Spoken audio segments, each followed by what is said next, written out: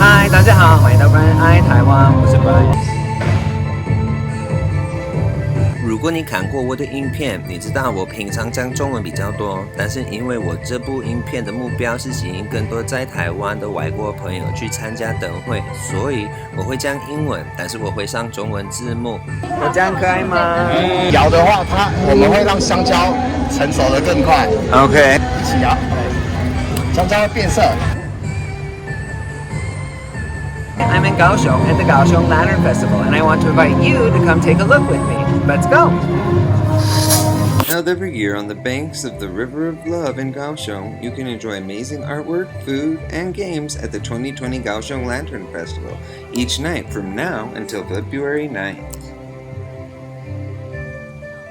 On my visit, I didn't go in any specific order, so my path looks something like this. But I've edited this video to show things in a more clear order. At some points, I'm walking in a different direction than you normally would if you went in this order. So if you want to find something specific in an area, keep looking around and you'll be sure to find it. The theme for the festival this year is environmental awareness, as well as being aware that we are part of our environment. Though many lanterns contain parts that are either recycled or interactive. When you arrive, you will find 8 main areas. The first we'll look at is the competition area, filled with traditional style lanterns made by students from various schools. These lanterns follow the traditional style of lantern making, and teachers from all around Taiwan were sent to schools to teach students how to do it. Many of these teachers are some of the best Taiwan has to offer, and the hopes are that by sending these teachers to different schools, we'll be able to keep this art form alive. While walking through this area, be sure to pay attention. You may see some familiar faces hidden in the lanterns around the area. While walking around, you'll also notice that there are many street performers all around the area. There are actually 20 performers in the area every evening. Also, 2 of the 3 bridges in the area have been decorated with special lanterns that have special meaning for Chinese New Year.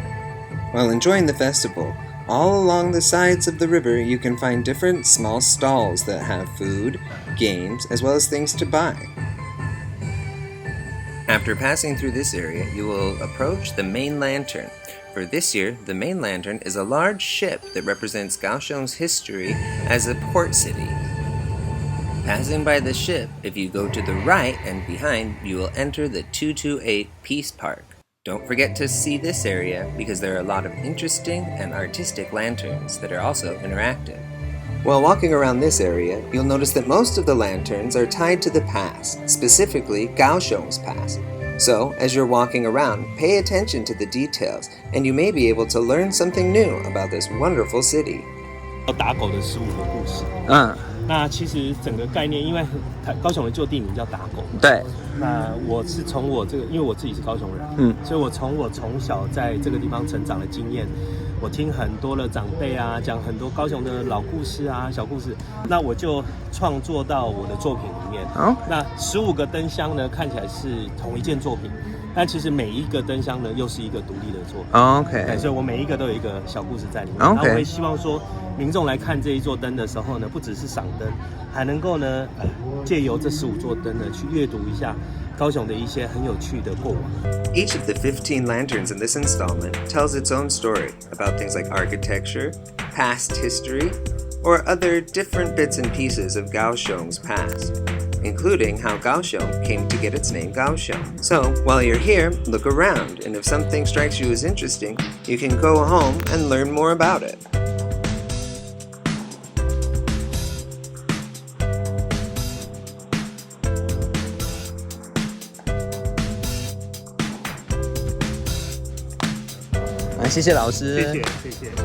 Behind this exhibit, you'll notice a structure that has a glass window painted with red.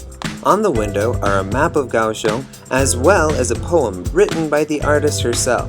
Though she is not originally from Kaohsiung, she wrote this poem talking about the time that she spent living in Kaohsiung and her feelings towards the city. You can venture inside the structure and take some really pretty pictures underneath the lights. Going through the structure, you'll see a pathway. This is part of the interactivity of this year's Lantern Festival. As you can see, children young and old can all partake.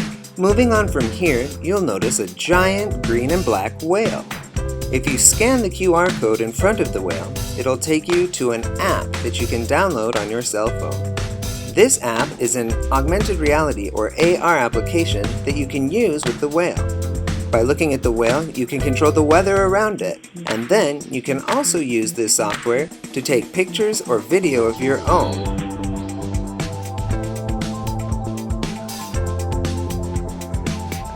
It's raining! As you continue walking, you'll notice a pathway of rose lights on the ground.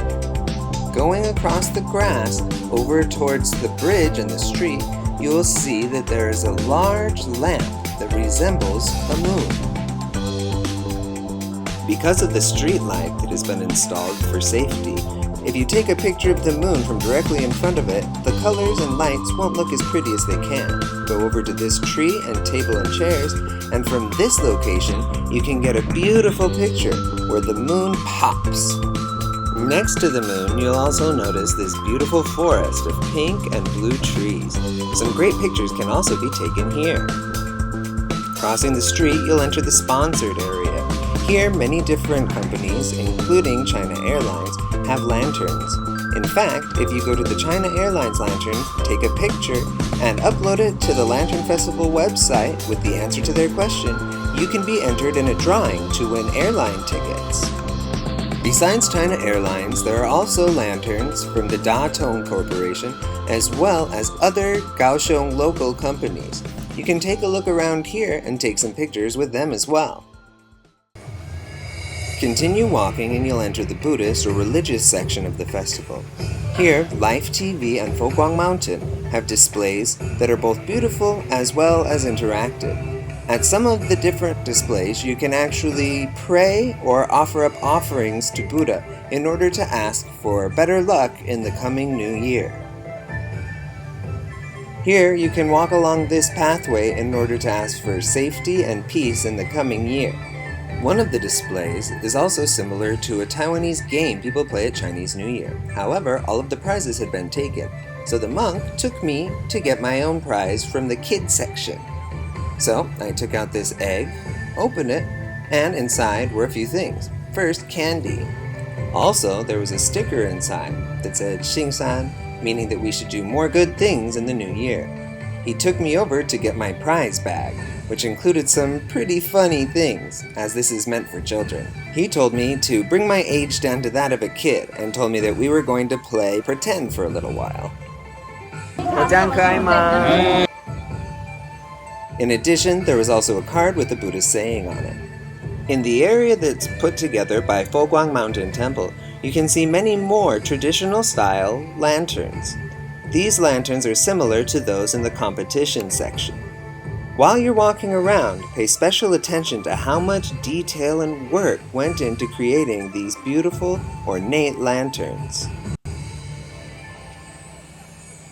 In this area, you can also pray to Guanyin by getting a lantern and placing it in front of her bigger lantern. Without a doubt, the most visually impressive lantern, titled Whale in Love, is created from recycled items collected from the citizens of Kaohsiung.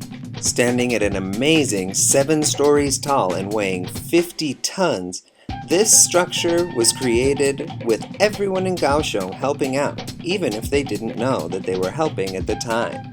It helps us remember that we need to be aware of the things that we throw out and that we should always recycle when we are able to. Continuing south, you will enter the Zodiac area, which is inspired by this year's animal, the rat.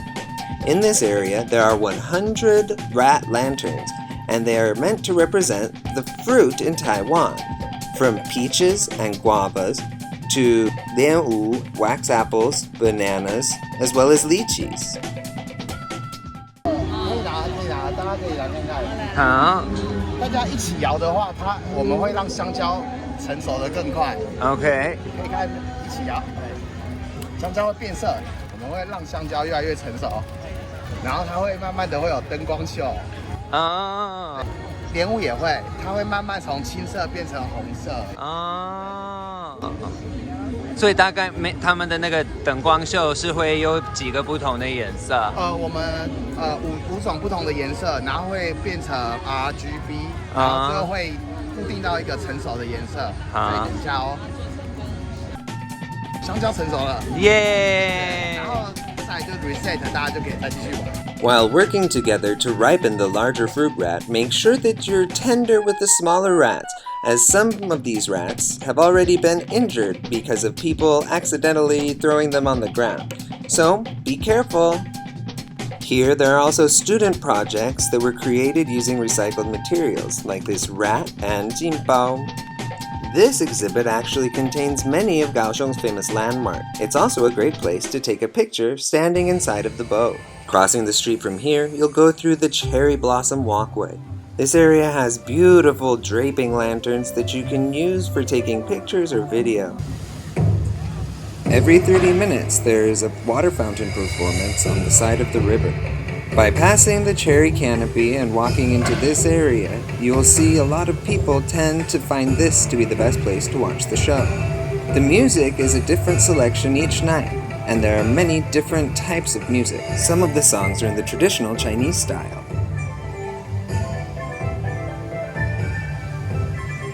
While other songs are inspired by other ethnic types of music or pop music.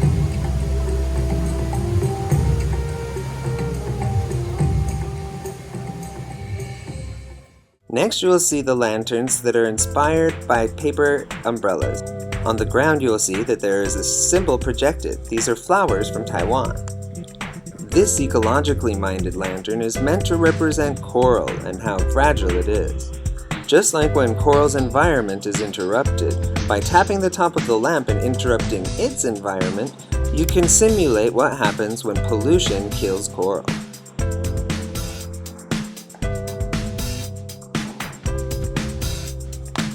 While I wasn't able to show you everything that the festival has to offer, I hope that watching my video has sparked your interest and that if you have the time to go to Kaohsiung Lantern Festival this year, you will.